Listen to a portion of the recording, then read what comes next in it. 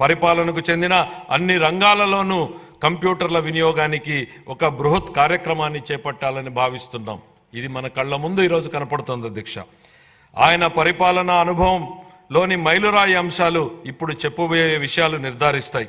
1995 నుండి 99 వరకు ముఖ్యమంత్రిగా ఆయన మొదటి పదవీ కాలం గణనీయమైన ఆర్థిక సంస్కరణలు, మౌలిక సదుపాయాలు అభివృద్ధి మరియు సమాచార సాంకేతిక పరిశ్రమల అభివృద్ధితో గుర్తింపు పొందింది.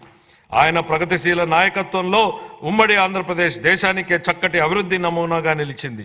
ఉమ్మడి ఆంధ్రప్రదేశ్ రాష్ట్రాన్ని వ్యవసాయ ఆధారిత రాష్ట్రం నుంచి సాంకేతిక పరిజ్ఞానానికి మూల స్తంభంగా మరియు సమాచార సాంకేతిక సేవల కేంద్రంగా మార్చడంలో ఆయన కీలక పాత్ర పోషించారు.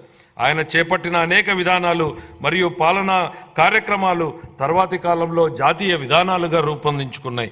రేపటి రోజున దేశం చేసే ఆలోచన ఆంధ్రప్రదేశ్ ఈరోజే చేస్తుంది అనే పేరుని తీసుకొచ్చారు.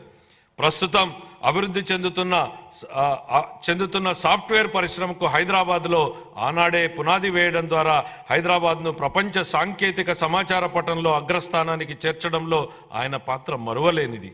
ఇంజనీరింగ్ కళాశాలలు మరియు సమాచార సాంకేతిక రంగాలలో ఆయన చేసిన విధానపరమైన నిర్ణయాలు మన రాష్ట్ర ప్రజలకు ప్రపంచవ్యాప్తంగా అవకాశాలు కల్పించాయి. ఈ కారణంగా గ్రామీణ ప్రాంతాలకు చెందిన సామాన్య ప్రజలు సైతం ప్రపంచవ్యాప్తంగా విజయ శిఖరాలను అధిరోహించగలిగారు. నేడు అమెరికాతో పాటు అనేక ఇతర దేశాలలో ప్రవాసాంధ్రులు అత్యధిక తలసరి ఆదాయం కలిగిన వారుగా స్థిరపడ్డారు. జూన్ 2014 జూన్ నెలలో ఉమ్మడి ఆంధ్రప్రదేశ్ను అన్యాయంగా, అశాస్త్రీయంగా మరియు అప్రజాస్వామికంగా ఒక శాశ్వత రాజధాని లేకుండా విభజించడం వలన రాష్ట్రం సంక్షోభంలో కూరుకుపోయి ఆర్థికంగా నిలదొక్కుకోలేని అవశేష రాష్ట్రంగా ఉండిపోయింది. రాష్ట్ర విభజనను మన ప్రజలపై బలవంతంగా రుద్దారని చెప్పడం ఎంత మాత్రం అతిశయోక్తి కాదు.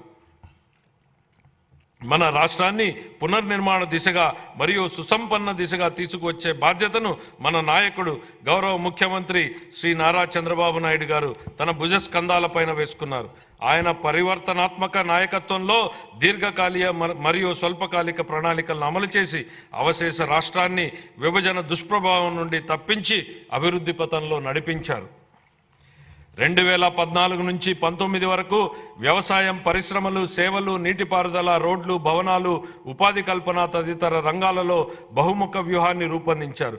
Kia Motors, hero Motors, Asian paints వంటి భారీ పరిశ్రమలను మన రాష్ట్రం ఆకర్షించింది.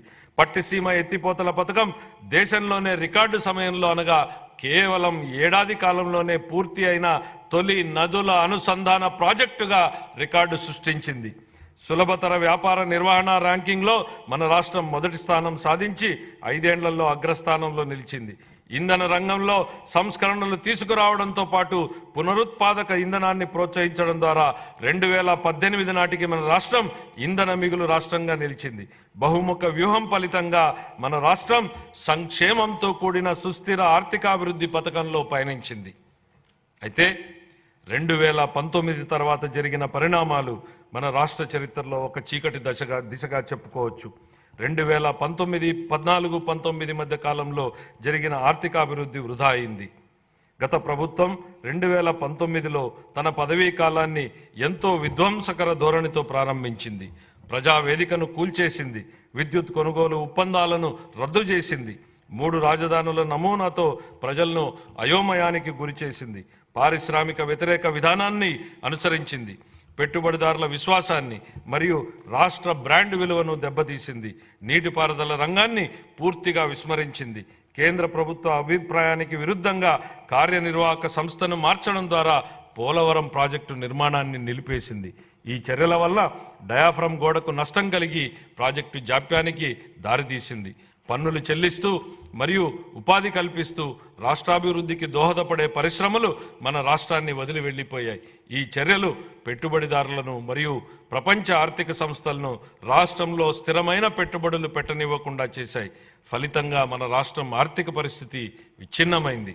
ఈ సందర్భంగా కౌటిల్యుడి మాటలను ఒకసారి గుర్తు చేసుకుందాం. సంపదకు మూలం ఆర్థిక కార్యకలాపాలే. అవి లేకపోవడం వనరుల సమీకరణకు ఇబ్బందులు తెచ్చిపెడుతుంది. ఫలవంతమైన ఆర్థిక కార్యకలాపాలు లేకపోతే ప్రస్తుత శ్రేయస్సు మరియు భవిష్యత్ రెండూ నాశనమయ్యే ప్రమాదం ఉంది.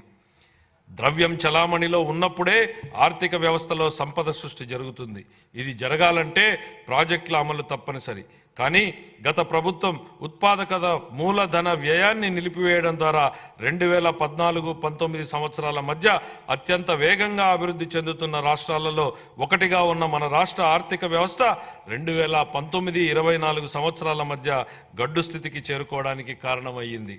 గత ప్రభుత్వం రాష్ట్ర వనరుల దుర్వినియోగం మరియు నిధులను పక్కదారి పట్టించడం వంటి చర్యలతో పేలవమైన పాలన చేయడం జరిగింది. కేంద్ర ప్రాయోజిత పథకాలను నిధులను మళ్లించడమే కాక అందుకు సరిపోయే రాష్ట్ర వాటాను కూడా విడుదల చేయలేదు. కార్పొరేషన్ల నిధుల మళ్లింపు, రాష్ట్ర ఆర్థిక వ్యవహారాల దుర్వినియోగం వంటి చర్యలు అధిక రుణభారానికి దారితీశాయి. ప్రభుత్వ ఆస్తులను తాకట్టు పెట్టడం, స్థానిక సంస్థల నిధుల మళ్లింపు వంటి చర్యలకు పాల్పడడంతో పాటు బిల్లుల చెల్లింపు కోసం ప్రభుత్వానికి వ్యతిరేకంగా వాద్యాలు వేయడం వలన గుత్తేదారులకు నమ్మకం లోపించి ప్రభుత్వంపై విశ్వాసం సన్నగిల్లింది. గత ప్రభుత్వం అధికారం నుండి వైదొలిగే నాటికి మన రాష్ట్ర ఆర్థిక వ్యవస్థ పతనమంచున ఉంది. ఉద్యోగులకు గాను 21,980 కోట్ల రూపాయల బకాయిలు, కేంద్ర ప్రాయోజిత పథకాలకు 4,657 కోట్ల రూపాయల బకాయిలతో సహా మొత్తం 1,35,224 కోట్ల రూపాయలు బకాయిలు ఉన్నాయని శ్వేతపత్రంలో ఇప్పటికే పేర్కొన్నాం. ఇవన్నీ గత ప్రభుత్వ దుష్పరిపాలనకు, వైఫల్యానికి నిదర్శనం. 2019-24 సంవత్సరాల మధ్యకాలంలో నెలకొన్న పరిస్థితి చూస్తే మన రాష్ట్రం పటిష్టమైన ఆర్థిక సూత్రాలతో నడిచిందా, లేక వ్యక్తిగత ప్రయోజనాల కోసం లాభాపేక్షతో ఒక ప్రైవేటు సంస్థలాగా నడిచిందా అనే ప్రశ్న ఉత్పన్నమవుతుంది. గత ప్రభుత్వం ప్రజా సంక్షేమాన్ని పక్కన పెట్టి కేవలం ప్రైవేటు లాభం అనే భావనతోనే నడిచింది. సహజ వనరులను కొల్లగొట్టడం, సహజ ఖనిజాల అక్రమ తవ్వకాలతో రాష్ట్ర ఖజానాకు ఆదాయం నష్టం కలిగించడం, వ్యక్తిగత ప్రయోజనాల కోసం ఉద్దేశపూర్వకంగా ఇసుక మరియు ఎక్సైజ్ విధానాలను రూపొందించడం జరిగింది. ఈ చర్యల వలన ఒకవైపు రాష్ట్ర ఆర్థిక వ్యవస్థ క్షీణించగా, మరొక వైపు అధిక పన్నులు మరియు దుష్పరిపాలన కారణంగా ప్రజల కష్టాలు మరింత పెరిగాయి.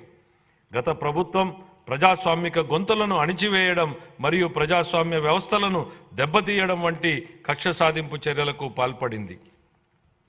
గత ప్రభుత్వ దుష్పరిపాలనకు వ్యతిరేకంగా వివేకవంతమైన ప్రజాస్వామిక నిర్ణయం తీసుకుని మరొకసారి రాష్ట్ర చరిత్రగతిని సవ్య దిశగా మార్చిన మన రాష్ట్ర ప్రజలకు కృతజ్ఞతలు తెలియజేసుకుంటున్నాం.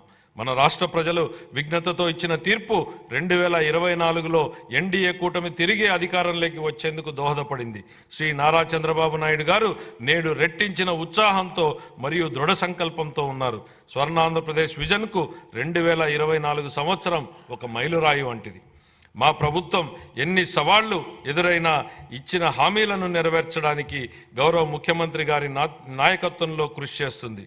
ఈరోజు నేను ప్రవేశపెడుతున్న బడ్జెట్ ప్రతిపాదనలు రాష్ట్ర ఆర్థిక నేపథ్యాన్ని దృష్టిలో ఉంచుకుని మరియు ఆర్థిక పునరుజ్జీవనమే లక్ష్యంగా మరియు సంపదను సృష్టించే విధంగా ఆర్థిక చక్రాన్ని పునఃప్రారంభించాలనే ఉద్దేశంతో రూపొందించబడినవి. అన్ని శాఖలకు కేటాయింపులు ప్రతిపాదించే ముందు మా ప్రభుత్వానికి మార్గదర్శిగా నిలిచిన స్వర్గీయ ఎన్టీ రామారావు గారి మాటలను నేను గుర్తు చేసుకోవాలనుకుంటున్నాను. సమాజమే దేవాలయం, ప్రజలే దేవుళ్ళు. వ్యవసాయం మరియు అనుబంధ రంగాలు. ఈ సందర్భంగా నాకు తెలుగు పునరుజ్జీవనోద్యమ పితామహుడిగా పేరు పొందిన కందుకూరి వీరేశలింగం గారి ఆలోచనలు గుర్తుకొస్తున్నాయి. వ్యవసాయం చేసే చేతులకు మనం సాయం